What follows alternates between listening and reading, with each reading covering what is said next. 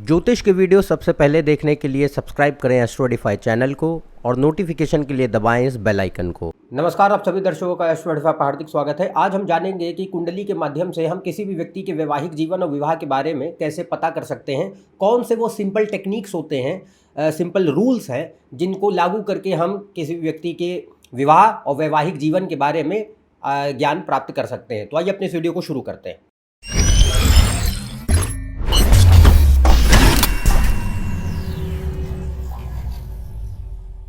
यदि आप मुझसे कंसल्टेशन लेना चाहते हैं तो ऊपर दी हुई वेबसाइट पर जा सकते हैं, इसका लिंक डिस्क्रिप्शन में मौजूद है। तो आज हम जानेंगे कि मैरिज और रिलेशनशिप्स, तो विवाह और जो संबंध होते हैं, खासतौर से प्रेम संबंध, ये कुंडली के माध्यम से कैसे देखे जा सकते हैं। सिंपल टेक्निक्स क्या होती हैं, पैरामीटर्स क्या होते हैं, उनके बारे में आज जानेंगे। और इससे पहले भी कई अलग अलग वीडियोज़ में मैंने जो है विस्तार से इन विषयों के ऊपर चर्चा की है। उनमें से कुछ एक के बारे में हम आगे भी बात करेंगे, पर आज यहाँ पे सिर्फ एक ही उद्देश्य है कि वो कौन से कंक्लूसिव पैरामीटर्स हैं, कौन सी वो सिंपल टेक्निक्स हैं जिनके माध्यम से आप मैरिज और रिलेशनशिप्स या मैरिटल लाइफ के बारे में कुंडली के माध्यम से जान सकते हैं। तो यहाँ पे सबसे पहले जो विवाह के लिए जिम्मेदार ग्रह माना जाता है, मोस्ट इम्पॉर्टेंट नंबर 1 पे है तिथि का स्वामी। तो तिथि, जिस भी व्यक्ति का जन्म जिस तिथि में होता है, उस तिथि का स्वामी ग्रह कुंडली में विवाह कंट्रोल करता है। वो दिखाता है कि आपकी शादी ब्याह, वैवाहिक जीवन या किसी प्रकार के रिलेशनशिप या प्रेम संबंध जो होते हैं वो कैसे होंगे या नहीं होंगे, होते हैं तो कैसे चलेंगे, अच्छे या खराब, या वो किस प्रकार की परिस्थितियां उत्पन्न करेंगे जीवन में। तो वो सारी जो बातें हैं वो तिथि के स्वामी से सबसे ज़्यादा पता चलती हैं। और ये मैंने पहले भी जब पंचांग के ऊपर वीडियोस बनाए थे तो उसमें इस बात को गहराई से लिया है कि तिथि क्या दिखाती है, वारिश क्या दिखाता है, और इनको कैसे जो है एग्जाम्पल चार्ट्स के साथ भी समझाया है कि कैसे आप इसको एनालाइज करते हैं। तो यहाँ पे सबसे पहले तिथि का स्वामी देखें। तो अगर आप ये नहीं जानते हैं कि आपकी तिथि जो है, तिथि का स्वामी कौन है, तो उसके लिए जैसा मैंने कहा वीडियो जो है कार्ड सेक्शन में भी उसका लिंक दिखाया जा रहा है, डिस्क्रिप्शन में भी उस वीडियो का लिंक मौजूद है, उसको अवश्य देखें। टोटल मिलाकर के 30 तिथियां होती हैं और 15 शुक्ल पक्ष की, 15 कृष्ण पक्ष की। और जैसे ही आपका एक दिन जन्म होता है, हर व्यक्ति का कोई सोमवार, मंगलवार, बुधवार कोई दिन पैदा हुए होंगे, उसी हिसाब से उसी दिन एक तिथि के हिसाब से भी आप तिथि में भी जन्म लिया होगा। तो वो तिथि का जो स्वामी है वो कुंडली में विवाह चलाता है। इसकी प्राथमिकता सबसे ज़्यादा होती है। 7वें भाव और 7वें भाव के स्वामी से भी कई गुना ज़्यादा तिथि का स्वामी महत्व रखता है विवाह चलाने के लिए, संबंधों को बनाने के लिए। अगर वह खराब है तो विवाह कहीं ना कहीं सफ़र जरूर करेगा, ऐसा नहीं हो सकता कि उसमें परेशानियां न दिखाई दें। और अगर वो अच्छा है तो वैवाहिक जीवन सुखद होता है। तो यहाँ पे सबसे पहले तिथि के स्वामी को ज़रूर देखें। और जैसा मैंने कहा, यदि आपको ये ज्ञात नहीं कि किस जो है उसके स्वामी हर तिथि के कौन होते हैं और उसको कैसे देखा जाता है, तो उसके लिए वीडियो जो आपको कहा उसको आप लिंक में जा कर के देख सकते हैं। तो पहले हम देखते हैं तिथि का स्वामी, और उसमें ये देखें कि तिथि का स्वामी कुंडली में कैसा बैठा है। अगर वो कोई दोष नहीं बना रहा है, क्योंकि 2 प्रकार के दोष होते हैं, एक पंचांग दोष होता है और एक ग्रह दोष होता है। पंचांग दोष तब बनता है जब जिस दिन इंसान का जन्म हुआ और जिस तिथि में जन्म हुआ, दोनों के स्वामी ग्रह या तो एक ही हों या फिर यदि अलग अलग हैं तो कुंडली में वो साथ बैठ जाएं।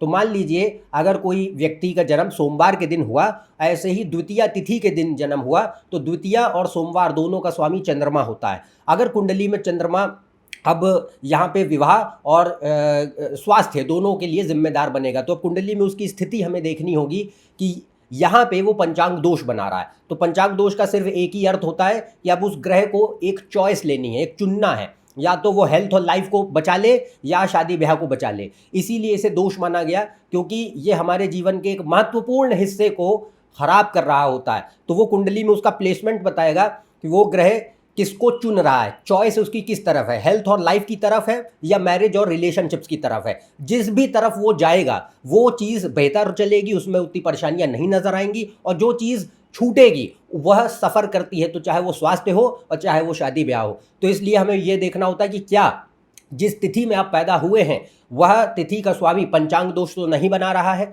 और ऐसे ही अगर अलग अलग ग्रह हैं, मान लीजिए कोई व्यक्ति सोमवार के दिन पैदा हुआ पर प्रतिपदा तिथि थी, तो प्रतिपदा का स्वामी सूर्य है, सोमवार का स्वामी चंद्रमा है, तो अगर सूर्य चंद्र साथ बैठ गए तो ये भी पंचांग दोष बनेगा। तो यहाँ पे शादी ब्याह यानी तिथि का स्वामी सूर्य माना गया, तो सूर्य के हाथ में विवाह है और चंद्रमा के हाथ में स्वास्थ्य और आयु और जीवन है। तो अगर इन दोनों में से जो भी जीतेगा कुंडली में, जो प्लेसमेंट बताएगा उसका कि क्या योग बन रहा है, वो उसकी चीज़ बेहतर हो जाएगी। मान लीजिए सूर्य बलवान है तो शादी ब्याह सही चलेगा, चंद्रमा के जो इलाके हैं यानी स्वास्थ्य और आयु में दिक्कतें दिखाई देंगी, एंड वाइसे वर्सा। तो ऐसे इसको पहले तो ये देखें कि क्या पंचांग दोष तो नहीं बन रहा। दूसरी बात आती है ग्रह दोष। ग्रह दोष जो है कुछ परिस्थितियों में बनता है, इसके ऊपर भी मैंने वीडियो बनाया। पंचांग दोष और ग्रह दोष कैसे देखे जाते हैं, किन परिस्थितियों में बनते हैं, इसका वीडियो भी हमने विस्तार से बनाया है, उसको आप कार्ड सेक्शन में देख सकते हैं, लिंक में भी उसका डिस्क्रिप्शन में मौजूद है लिंक, तो उसको ज़रूर देखें ताकि आपको जो है विस्तार से ये जानकारी हासिल हो कि किन परिस्थितियों में ग्रह दोष बनता है। तो ग्रह दोष यानी पंचांग दोष अलग है। ग्रह दोष मान लीजिए कि पंचांग दोष नहीं बन रहा, पर कुछ परिस्थितियों में ग्रह आपस में एक दूसरे के साथ बैठते हैं तो वो दोष उत्पन्न कर देते हैं।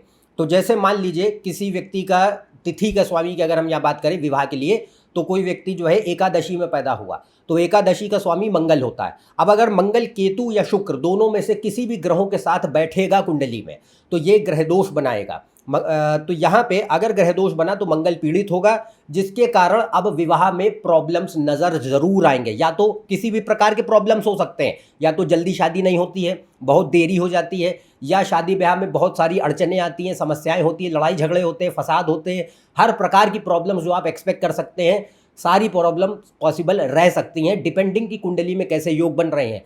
तो अगर कोई ग्रह दोष बना दे रहा है, तिथि का स्वामी अगर ग्रह दोष बना दे रहा है, तो पंचांग दोष और ग्रह दोष अलग अलग दोष हैं।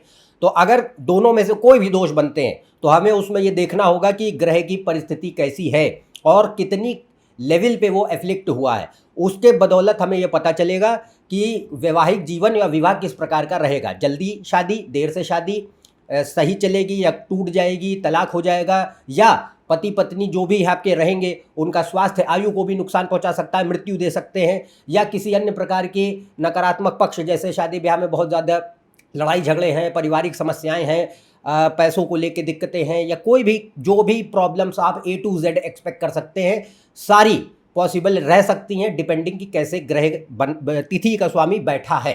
तो पहला जो पैरामीटर है वो है तिथि का स्वामी। तो तिथि का स्वामी उसको कैसे देखते हैं, उसका एनालिसिस कैसे किया जाता है, उसके ऊपर भी मैंने वीडियो बनाया है, उसको भी आप जो है ऊपर कार्ड सेक्शन में उसका लिंक दिखाया जा रहा है और डिस्क्रिप्शन में भी मौजूद है। उसमें आप और विस्तार से समझ सकते हैं कि कुंडली में सिर्फ तिथि के स्वामी से, बाकी कोई पैरामीटर नहीं, सिर्फ तिथि के स्वामी को ही देखकर हम विवाह का अंदाज़ा कैसे लगाते हैं और विवाह को कैसे डिटेल में डिस्क्राइब करा जाता है, तो वो भी आप वीडियो देख सकते हैं। तो पहला पैरामीटर जो है वो है तिथि का स्वामी और उसका प्लेसमेंट कैसा रहेगा, पंचांग दोष ग्रह दोष देखने होंगे, और बाकी उसके योग लग्न और नवांश में दोनों जगह कैसे बैठते हैं, पहला ये है। दूसरा जो सेकंड जो पैरामीटर होता है या हम विवाह के लिए जो इस्तेमाल करते हैं टेक्निक, वो है सातवां भाव, सातवें भाव का स्वामी। तो सेकंड नंबर पे आता है सातवें भाव, जो कि विवाह और संबंधों के लिए बहुत महत्वपूर्ण है, और उसी का स्वामी ग्रह कुंडली में कैसा बैठा है। अब उसको भी आपको देखना है कि और ध्यान रखें कि यहाँ पे जो ग्रह दोष की मैंने बात की थी वो सिर्फ तिथि के स्वामी पर ही लागू होगा, वो बाकी अन्य किन्हीं भी भावों के स्वामियों पे लागू नहीं होगा।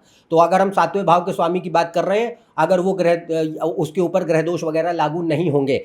हाँ, ये सूरत में हो सकता है कि अगर आपका तिथि का स्वामी सातवें भाव का ही स्वामी भी बन जाए तो बात अलग है, वरना नहीं। तो सिर्फ तिथि के स्वामी के ऊपर ही ग्रह दोष वगैरह लागू होते हैं, सातवें भाव के स्वामी के ऊपर नहीं।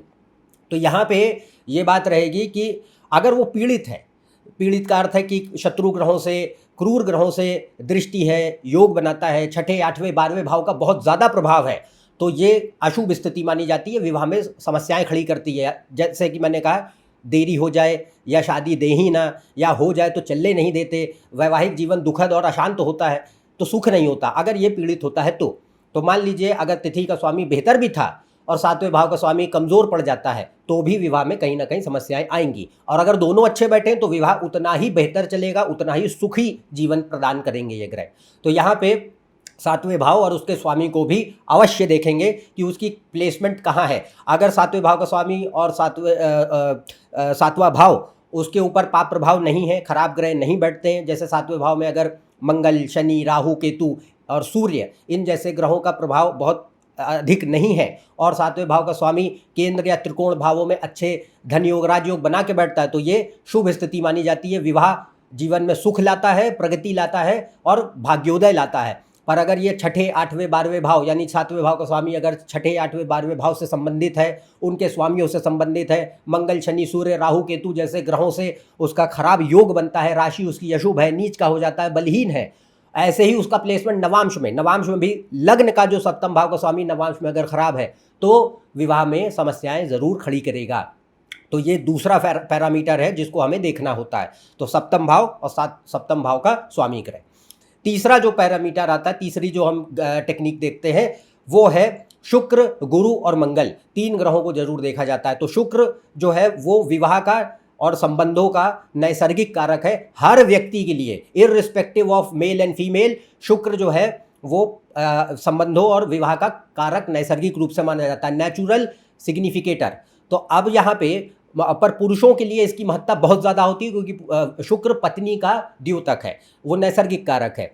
तो अगर शुक्र जो है वो कैसा है कुंडली में, उसको भी हमें देखते हैं कि अगर शुक्र जो है पीड़ित हो जाता है, मान लीजिए जैसे सूर्य, मंगल, केतु, शनि, राहु जैसे ग्रहों से ग्रसित है, बहुत ज़्यादा पीड़ित है, खराब योग बनाता है, तो यह भी विवाह में समस्याएं उत्पन्न कर सकता है। पर अगर वो शुभ स्थिति में है, केंद्र में है, त्रिकोण में है, अच्छी राशियों में, उच्च की राशियों में, मित्र राशियों में है, योग अच्छे बनाता है, तो ये विवाह के लिए बहुत अच्छी स्थिति मानी जाएगी। तो ये अच्छा एक जीवन साथी प्रदान करे और एक सुखद वैवाहिक जीवन प्रदान करे, उसके लिए ये इसकी स्थिति शुभ होती है। और यहाँ पे जितने भी पैरामीटर मैं बता रहा हूँ वो डिसेंडिंग ऑर्डर में है कि सबसे ज़्यादा किसकी महत्ता है, फिर उसके बाद ऐसे इस सीक्वेंस में है। तो सबसे पहले तिथि का स्वामी है, फिर सप्तम भाव, सातवें भाव का स्वामी है, फिर ये 3 ग्रह आते हैं, शुक्र, गुरु और मंगल।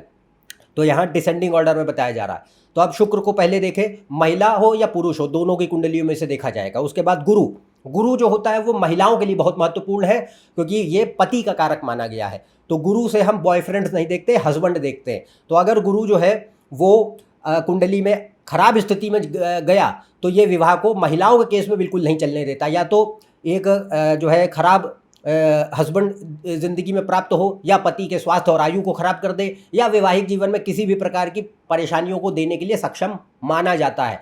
तो हमेशा गुरु की भी परिस्थिति महिलाओं की कुंडलियों में जरूर देखें, पुरुषों की कुंडलियों में गुरु को नहीं देखा जाता है। इसके बाद अगला आता मंगल। मंगल जो है वो देखते हैं कि क्या मंगल सिर्फ इसलिए कि मंगल जो है वो मंगली या मंगल दोष की परिस्थितियां ना बना रहा हो, बस।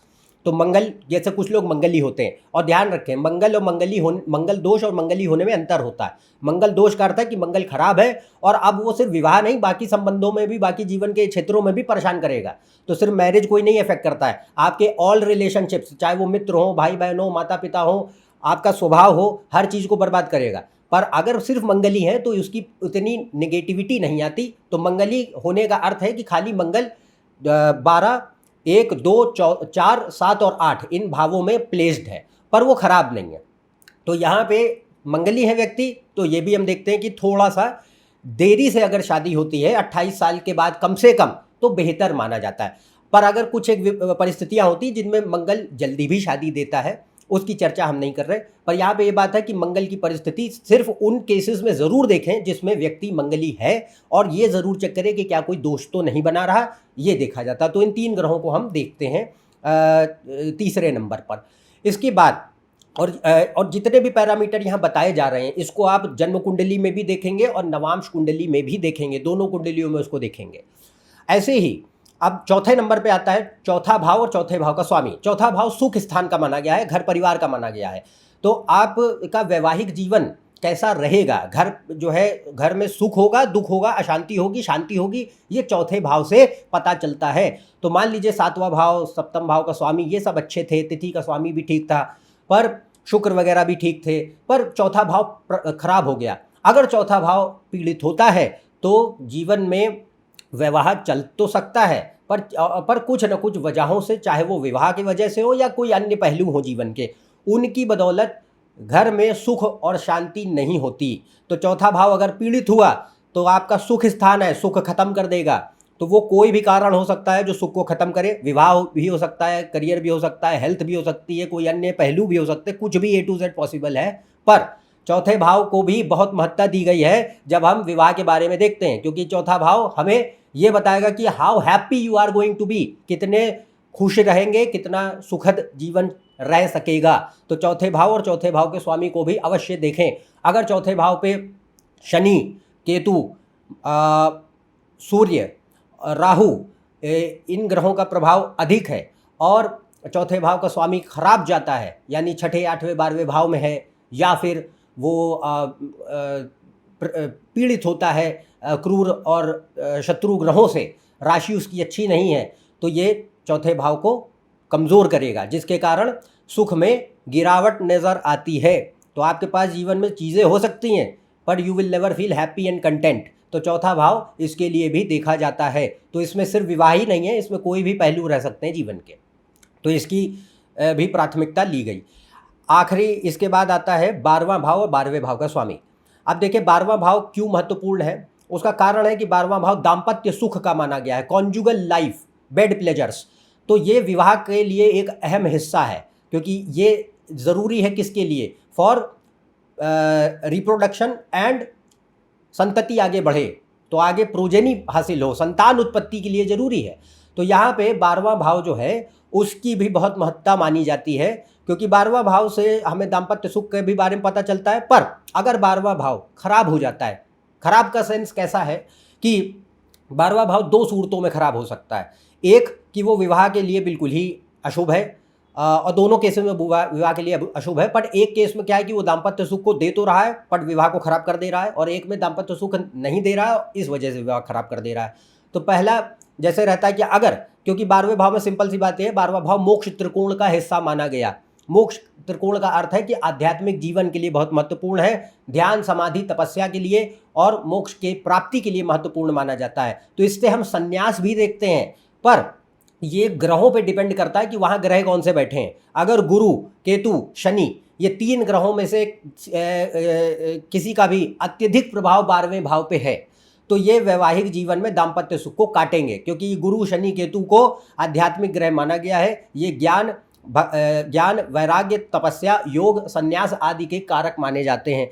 तो अगर इनका प्रभाव 12वें भाव पे अधिक है तो ये हमारे पे जो है दाम्पत्य सुख का गिरावट लाते हैं। तो it creates loss of conjugal life due to which marriage suffers. पहला तो ये। ऐसे ही दूसरा केस होता है कि अगर यहाँ पे 12वां भाव पीड़ित हो जाता है, मंगल, शुक्र, राहु, केतु नहीं, मंगल, शनि, राहु और सूर्य और चंद्रमा। तो मंगल, शनि, सूर्य, राहु, चंद्रमा, सूर्य खराब होगा तो ही, वरना नहीं। पर बाकी जो ग्रह हैं, मंगल, चंद्र, राहु और शुक्र, अगर ये अच्छी परिस्थिति में 12वें में नहीं बैठे हैं, क्योंकि ये जो ग्रह हैं ये दाम्पत्य सुख को प्रमोट करते हैं, they promote healthy conjugal life and a good marital life in general. But अगर ये खराब है तो ये क्या करेंगे, ये लॉयलिटी नहीं लाने देते, क्योंकि यहाँ पे वासना बहुत बढ़ाते हैं, जिसके चलते एक रिस्क खड़ा होता है कि it can give several other relationships outside marriage. तो यहाँ पे ये भी एक पहलू देखने मिलता है। बट ध्यान रखें कि इसमें जो है किसी कंक्लूजन पे ऐसे जंप मत करिएगा। कुंडली में बखूबी देखा जाता है, ऐसे किसी के आप जो है उंगली नहीं उठा सकते कि नहीं भाई आपके केस में तो बहुत सारे अफेयर हो जाएंगे, ये होगा वो होगा, ऐसे नहीं देखा जाता है। आपको खाली ये एक जानकारी दी जा रही है, इसको जानकारी की तरह लीजिए। 12वां भाव में अगर इन ग्रहों का प्रभाव अच्छा है तो ये एक सुखद वैवाहिक जीवन और दाम्पत्य सुख को प्रदान करते हैं। बट अगर ये पीड़ित होकर बर्बाद होकर बैठते हैं तो ये वासना बढ़ा देंगे, जिसके चलते वैवाहिक जीवन में एक निष्ठा नहीं पैदा होती, कमिटमेंट लॉस होता है, लॉयलिटी लॉस होता है। तो ये चीज़ नज़र आती है। तो 12वां भाव दो सूरतों में महत्वपूर्ण होता है कि अगर ऐसे वो खराब हो रहा है या शुभ है तो वो वैसे ही मैरिटल लाइफ में कंट्रीब्यूट करेगा। तो ये कुछ एक मेन पैरामीटर्स हैं कंक्लूजन में, जो अभी 5 बातें कहीं। तिथि का स्वामी, सातवें भाव का स्वामी, शुक्र, मंगल और गुरु, और फिर उसके बाद चौथा भाव चौथे भाव का स्वामी और 12वां भाव 12वें भाव का स्वामी। ये 5 पैरामीटर्स मेन होते हैं जो मैरिज को एनालाइज करने के लिए देखे जाते हैं। इसके अलावा यही सेम चीज़ें आप नवांश में ही देखेंगे, नवांश में भी यही सेम चीज़ें देखी जाएंगी और उसको एक इंडिविजुअल कुंडली की तरह ट्रीट करा जाएगा। और अगर आपको अपने पति या पत्नी के बारे में देखना है कि हमारे हस्बैंड या वाइफ कैसे हो सकते हैं, जीवन साथी कैसा रहेगा, तो उसमें नवांश में 7वें भाव को लग्न बना दीजिए। 7वां भाव जो भी आ रहा है नवांश में उसको रोटेट करके लग्न बना दीजिए और वहाँ से उसको एक इंडिविजुअल कुंडली की तरह स्टडी करें, ये अज्यूम करते हुए कि ये हमारे जीवन साथी की, हस्बैंड या वाइफ की कुंडली है। तो उससे हमें और डिटेल में पता चलेगा कि जिससे भी आपका शादी ब्याह विवाह होगा वो किस प्रकार का व्यक्ति रह सकेगा। इससे हस्बैंड या वाइफ की ही जानकारी मिलेगी, बॉयफ्रेंड गर्लफ्रेंड नहीं देखे जाते हैं इससे। तो यहाँ पे ये देखने मिलता है। और संबंधों की अगर मैं बात करूँ तो उसमें मतलब रिलेशनशिप्स, तो उसमें हम तिथि के स्वामी और 5वें भाव को भी देखते हैं। तो 5वें भाव की अगर स्थिति अच्छी है तो वो रिलेशनशिप्स प्रमोट करेगा जो कि सर्वाइव करते हैं और मैरिज में भी कन्वर्ट हो सकते हैं अगर लव मैरिज के योग कुंडली में है। और अगर 5वां भाव खराब है, मतलब छठे 8वें 12वें भाव में जा रहा है, मंगल शनि राहु केतु खराब कर दे रहे हैं, तो इन शॉर्ट रिलेशनशिप्स अगर बन भी गए तो चल नहीं पाते, टूट जाते हैं। तो ये चीज़ नज़र आती है। तो यहाँ पे हमने अभी बेसिक जितने भी पैरामीटर थे सब आपको बता दिए। इनके ऊपर सभी के ऊपर मैंने वीडियोस बनाए हुए हैं डिटेल में, ताकि और भी आप उसको विस्तार से समझ सकें। तो उनके सभी वीडियोस के लिंक जो है ऊपर कार्ड सेक्शन में भी मौजूद है, डिस्क्रिप्शन में भी मौजूद है। इसमें जैसे नवांश की मैंने बात करी, नवांश कैसे देखा जाता है उसका लिंक है, उसको ज़रूर देखें कि how to study the navamsa chart in detail. ऐसे ही तिथि के स्वामी के बारे में आपको बताया, उसको कैसे देखें, एग्जाम्पल चार्ट्स के साथ उसमें समझाया गया है। इसके बाद जनरल जो है मैरिज कैसे और देखी जाती है डिटेल में, इसके ऊपर और भी एक वीडियो पहले मैं बना चुका हूँ, उसका लिंक भी मौजूद है। शादी ब्याह कब, टाइमिंग कब होगी, दशा कौन सी अप्रोप्रिएट है जब शादी हो सकती है, तो टाइमिंग के ऊपर भी वीडियो बनाया है।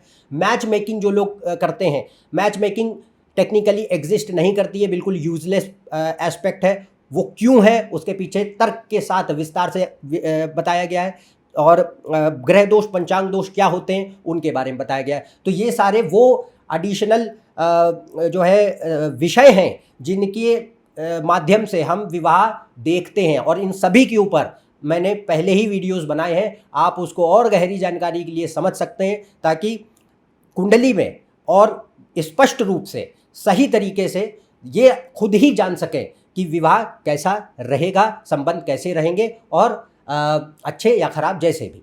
तो ये आपको मेरे ख्याल से आज समझ आया होगा कि कैसे हम कुंडली में विवाह को देखते हैं। तो आज के लिए बस इतना ही, और आगे हम ऐसे ही रोचक विषयों के बारे में चर्चा करते रहेंगे। यदि आप मेरे इस चैनल पर नए हैं, नीचे जो सब्सक्राइब बटन पर सब्सक्राइब कीजिए। ज़्यादा जानकारी के लिए आप मेरी वेबसाइट, फेसबुक पेज और इंस्टाग्राम पर भी जा सकते हैं, इनके लिंक डिस्क्रिप्शन में मौजूद है।